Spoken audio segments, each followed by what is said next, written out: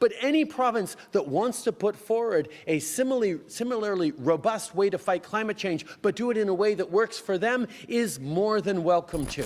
But the bigger picture with all this as well is what an impact the actual country can have on world emissions.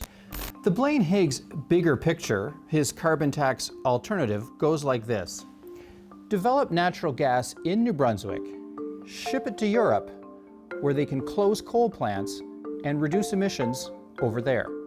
To say here we have a country that's capable of having a major impact worldwide, but we're not prepared to have that influence. Where is the evidence to suggest that this kind of pie-in-the-sky idea that he's put forward with no real details, I'll add, is going to help us reach our climate goals?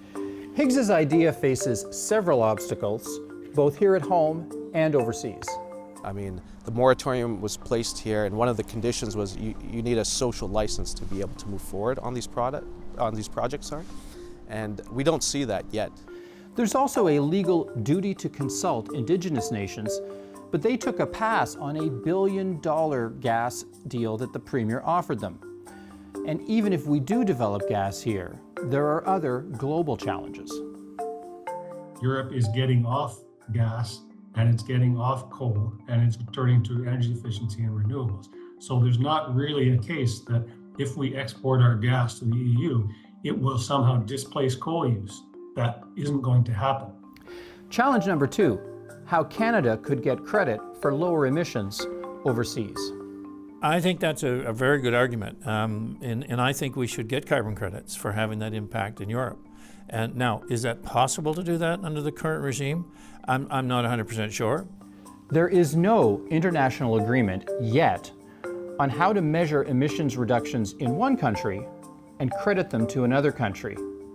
And even if there were, that raises other complications. I drive a Hyundai electric vehicle. By doing that, I reduce the amount of emissions that take place in Canada because I'm not burning gasoline. Who owns those emissions reductions? According to the logic of the proposal from the Premier, South Korea would own those emissions reductions. Do we really want to go there? So the Premier's carbon tax alternative, his bigger picture, is not really that clear. And I would love to see if they've got better plans. All I want to see is emissions go down. And so however we get there, I'm on board for that. I think the bigger picture is looking at our way of life, our quality of life. That our quality and way of life is changing because the climate is changing. And we're not going to be able to pass our way of life down to our kids because of all these changes. So I think that's the bigger picture that he's failing to see.